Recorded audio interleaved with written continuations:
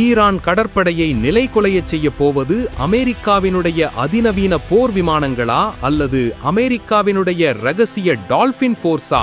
ட்ரம்பின் ஆர்மடாவை இந்த டால்பின்கள் எப்படி பாதுகாக்கின்றன? வணக்கம். அமெரிக்காவினுடைய $1 பில்லியன் மதிப்புள்ள பிரம்மாண்டமான விமானம் தாங்கி கப்பல்களை பாதுகாப்பது அதிநவீன தொழில்நுட்பங்கள் என்று நீங்கள் நினைக்கலாம். ஆனால் அந்த பாதுகாப்பினுடைய முதல் அரணாக இருப்பது எந்த ஒரு இயந்திரமும் அல்ல, இயற்கையினுடைய அதிசயமான டால்பின்கள். ஆச்சரியமாக இருந்தாலும் இதுதான் உண்மை. 1960களிலிருந்தே அமெரிக்க கடற்படையில் இந்த டால்பின்கள் அதிகாரப்பூர்வமாக பணியாற்றி வருகின்றன. இதனுடைய அதிகாரப்பூர்வ பெயர் நேவி மெரின் மேமல் புரோகிராம். நவீன போர்க்களத்தில் ரேடார் மற்றும் சோனார் கருவிகள் எவ்வளவு முன்னேறினாலும் இயற்கையினுடைய இந்த உயிரியல் சோனாருக்கு முன்னால் அவை இன்றும் சவால்களை சந்திக்கின்றன. டால்பின்களுடைய எக்கோலோகேஷன் திறன் எந்த ஒரு மனித தயாரிப்பையும் விட பல மடங்கு மேலானது. கடலுக்கு அடியில் மணலுக்குள் புதைந்திருக்கும் சிறிய கண்ணிவடிகளை கண்டுபிடிப்பது ஒரு பக்கம் இருந்தாலும் ஈரானினுடைய இரகசிய நகர்வுகளை கண்டறிவதே இதனுடைய மிக முக்கியமான சிறப்பாகும். குறிப்பாக ஈரானினுடைய சிறிய நீர்மூழ்கி கப்பல்கள் மற்றும் ஸ்பீட் போட் ஸ்வாம் எனப்படும் அதிவேக படகுகளுடைய தாக்குதல் வியூகங்களை எந்த ஒரு நவீன தொழில்நுட்பமும் கண்டறிவதற்கு வெகு நேரத்திற்கு முன்பே டால்பின்கள் உணர்ந்துவிடும். எதிரிகளின் திடீர் தாக்குதல்களை முன்கூட்டியே கணிக்கும் ஒரு லைவ் வார்னிங் சிஸ்டமாக அமெரிக்க கடற்படை இன்றும் இந்த டால்பின்களை பயன்படுத்தி வருகிறது. இது போன்ற ஒரு சூழலை அமெரிக்கா ஏற்கனவே ஈராக் போரின் போது எதிர்கொண்டது. 2003ஆம் ஆண்டில் ஈராக்கினுடைய காசர் துறைமுகத்தில் எதிரிகளால் வைக்கப்பட்டிருந்த கண்ணிவெடிகளை அப்புறப்படுத்த அமெரிக்கா தனது டால்பின் படையையே நம்பியிருந்தது.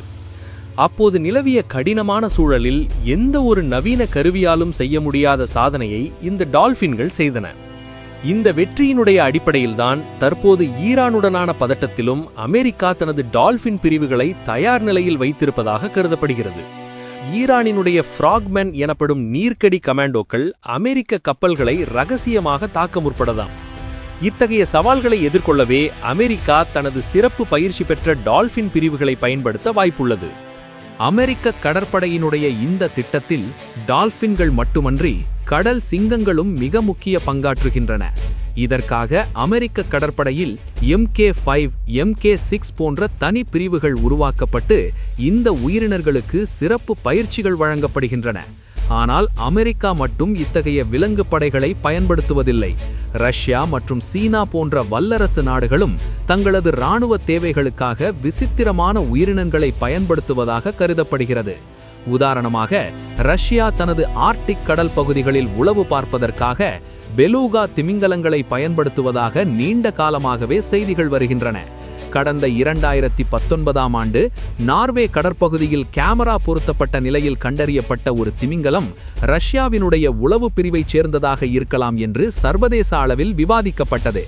அதேபோல சீனா தனது எல்லை பாதுகாப்பு பணிகளில் வாத்துகளை ஒரு எச்சரிக்கை மணியாக பயன்படுத்துகிறது.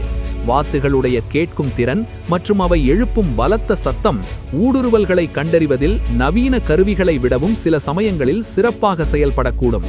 இவை தவிர சில நாடுகள் கண்ணிவெடிகளை கண்டறிய எலிகளையும் தகவல்களை பரிமாற்ற புறாக்களையும் இன்றும் ரகசியமாக பயன்படுத்த வாய்ப்புள்ளது. இத்தகைய போர் முறைகள் நவீன ஏவுகணைகளுக்கும் செயற்கைக்கோள்களுக்கும் அப்பாற்பட்ட ஒரு ரகசிய உலகத்தை நமக்கு உணர்த்துகின்றன. இறுதியாக நம்முடைய சுயநலமான போர்களுக்காக சுதந்திரமாக இருக்க வேண்டிய அப்பாவி உயிரினங்களை பயன்படுத்துவது ஒரு மிகப்பெரிய தார்மீக கேள்வியை எழுப்புகிறது. இயற்கையினுடைய படைப்பில் சுதந்திரமாக உலவ வேண்டிய இந்த விலங்குகளை மனிதர்களுடைய மோதல்களுக்காக போர்க்களத்தில் ஈடுபடுத்துவது வருத்தத்திற்குரிய ஒரு விஷயமாகும்.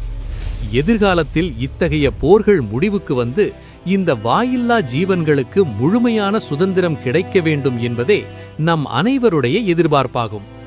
ஏனெனில் எந்த ஒரு மோதலிலும் உண்மையான வெற்றி என்பது ஆயுதங்களால் கிடைப்பதில்லை, அது அமைதியால் மட்டுமே சாத்தியம். இந்த வீடியோ உங்களுக்கு பிடித்திருந்தால் லைக் செய்யுங்கள், உங்கள் நண்பர்களுடன் ஷேர் செய்யுங்கள் மற்றும் மறக்காமல் சப்ஸ்கிரைப் செய்யுங்கள். நன்றி.